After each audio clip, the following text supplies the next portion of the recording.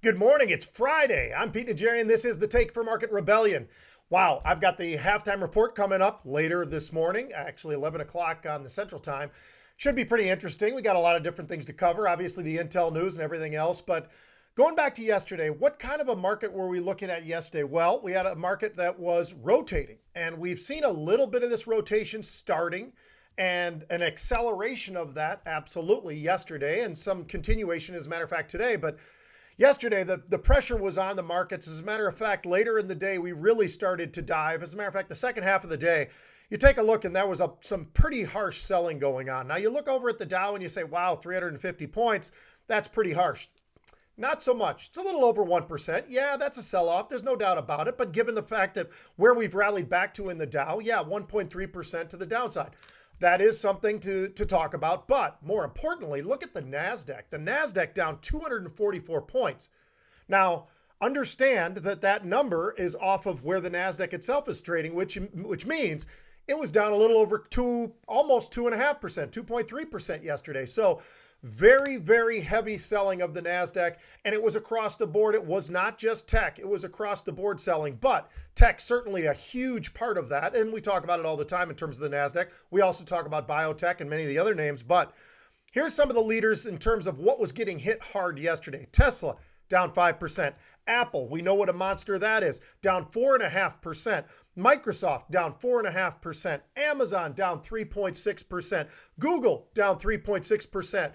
There you go. That gives you a huge understanding of yesterday, because yesterday, some of those names, obviously Microsoft, are in the Dow, and they're going to pull down the Dow as well, and they're big influential names, as well as how are they going to be affecting the NASDAQ itself. So those are some of your big downside leaders. Now, you look over at the tech. Yeah, tech itself. Look at the XLK. That says it all. Down about 2.6%. What was the NASDAQ?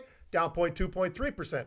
So it really gives you an understanding of how much of that tech influence you had. You also had chips. Now, chips were getting hit pretty hard as well. NVIDIA, Texas Instruments, Intel, Qualcomm, those kind of names. Qualcomm really seemed to have been one of those names that was getting hit, I thought, pretty hard yesterday. Doesn't get talked about like it once did. But so you look over at the SMH, down about 1.6, so call it 1.5% yesterday. So this was a much more of a tech, but with the help of the chip side as well. And add in biotech. Well, the XBI down about 2%. The IBB down a little less than 2%. Names like Moderna, names like Amgen, names like Vertex. It was just a combined group of names that were selling off together and moving to the downside. So this was biotech, this was chips, and obviously technology. Now, what stood out wasn't being talked about at all hardly yesterday, at all when it comes to one specific aspect, but financials. Financials have been trading pretty well. And when I say pretty well, holding up and not going down as much with the market. So you had names yesterday like Bank of America, Citi, JP Morgan, Capital One, US Bank. Take a look at the performance yesterday and you'll probably say, scratch your head. Hey, I thought the market was down 300 plus points. It was, but the financials were not as big of a participant. Matter of fact, in some cases, many of these names were absolutely ripping to the upside. Some others just holding into sort of a positive, flat sort of territory, maybe even down, but down very slightly. So the financials holding up, but really take a look over at the regional banks. The names like First Horizon, Zion, Signature, those kinds of names, the regionals really holding up very well and actually moving to the upside in a nice way. Now, speaking of moving to the upside, Volatility index yesterday.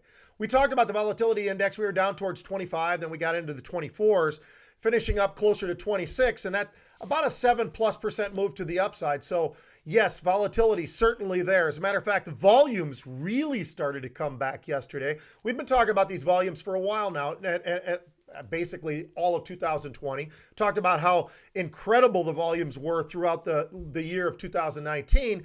That continuation and that growth that we've seen. And obviously, as people are shifting around and trying to understand these markets and trade the markets as much as possible, we've also talked about the short duration of the options. It doesn't mean everything, but a big portion of what we are seeing is very short duration. And why? Well, look at how news oriented we are in terms of this marketplace right now. There are so many different factors that lead in each and every day. Vaccine factors, China tension factors, presidential factors, all of those all coming in. What's going to happen with the stimulus? How much is the stimulus going to be? All of these things that are coming up each and every day and are huge influential moves for the market. Now, a big one yesterday.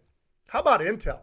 Now, Intel comes out with their earnings, and unfortunately, now this is a stock that had run towards the earnings, though. We talk about the SMH all the time. We don't oftentimes bring up Intel because there are far more desirable names to talk about because of the movement that you're seeing out of some of those names. NVIDIA comes to mind, some of these other names. But when you look at Intel, it ran all the way up to $60 a share once again. And now, because of what their earnings came out, now some of the earnings sounded pretty good, but the real problem here was there was a miss. And as a matter of fact, the delays on this 7 nanometer chip. Don't want to get too deep into the weeds, but take a look at AMD. Take a look at what's going on with Intel today. Take a look at Taiwan Semiconductor today. TSM looking pretty solid. AMD, explosive move to the upside. Why is that? Well, Intel's delayed once again. Because of those delays on those chips, that stock's down 13%. You look over at AMD, it's flying high to the upside, and that's actually leading either the S&P or the NASDAQ or wherever. You can see some of these huge moves that are coming out of some of these various names in reaction to what those earnings were. So again, almost 30.5 million contracts trading yesterday, huge volumes, unbelievable. And AMD, like I say, up somewhere close to 10%. Now, what are we looking at these markets today? As we get into the open, yeah, there's been some pressure on the markets, specifically on the NASDAQ. NASDAQ's still down, but the NASDAQ was down quite a bit further than it is right now, right? When basically the early parts of the session, down about 150 points, down 200 points. Right now, only down about 107 points. So cut that almost in half. It was down nearly 2%. Now it's down about 1%. The Dow was down a little over 130 points. Now it's down about 60 points. We're only in the first hour of the trading day. So what stands out? What's trading pretty well? Industrials, again, trading pretty well. We've talked about this rotation each and every day on the industrials. One day they're up, one day they're down, one day they're up. But the industrials sort of stair-stepping and moving to the upside today at least. You got Boeing, you got 3M, you got Dow, you got CAT, all in positive territory on a tape. And they were in positive territory on a tape that was down 160 points. So financials, quietly green. Is it getting talked about much? Nope, it will not. I will absolutely bring that up on the halftime report if given the opportunity, because especially some of these regionals, we are starting to see maybe a little bit of a rotation, and seeing the fact that in a fairly decent move to the downside yesterday and a fairly decent down move early today, and watching how these financials are trading, that definitely does stand out. So sticking with the financials, what do I got for unusual for you? Well, we had quite a few different ones to to select from, but I will tell you this. Blackstone, BX. We talk about some of these various areas in the financials because there are so many different pieces. When you're talking about the financials, obviously you've got the banks, but then you've got the banks that also have big, huge trading. And then you've got the banks that are far more banks. And then you've got, financial institutions and other areas, private equity and all this type of thing. So take a look at Blackstone. This one's kind of interesting. Trading just under 56 at the time. And we see a buyer of, call it 2,500 of the August 57 calls. These are going for about $1.25 to $1.45. Doesn't mean it's going to happen, but it's interesting because this isn't a 1 week or a 2 week option. This is something that's actually extending out at least a little bit. You're talking about full expiration August. So you're going out a month, which right now, given the backdrop of what we have been talking about, that seems like an eternity. But they aren't expiring on the 24th today. They are not expiring on the 31st. These are regular expiration August calls, and they bought about 2,500 of these. Not the biggest trade in the world, but it just stood out because, again, the theme that I'm sort of hitting on right now, and you know it, is financials. And where do people think many of the various financials is there a little bit upside? We've seen that. We've seen huge paper coming into Bank of America. We obviously know the Oracle of Omaha came out. Big position, buying in Bank of America. So there is something maybe underneath that's maybe being missed, I think, by a big part of the community following the markets. But eventually they'll catch up. It'll be pretty interesting to see when they do that. Knowledge is king. Understand the options world, the derivatives world. I actually heard the guys on CNBC talking about this earlier today, talking about, wow, look at these volumes. Wow, a lot of it's very short term. Wow. Look, this has not been going on just for the last month, 3 months, 6 months. This has been going on for multiple years.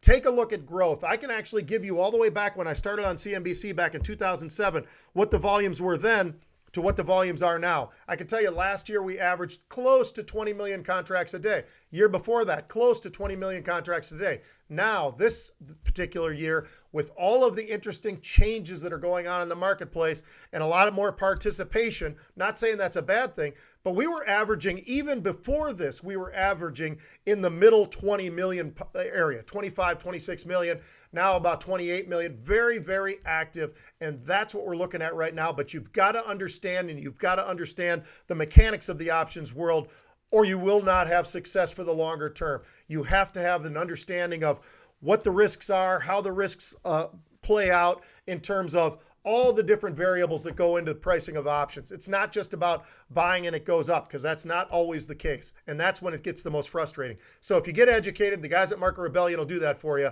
That's when you're going to have an opportunity for more success. I'm Pete Najarian. See you on the halftime today.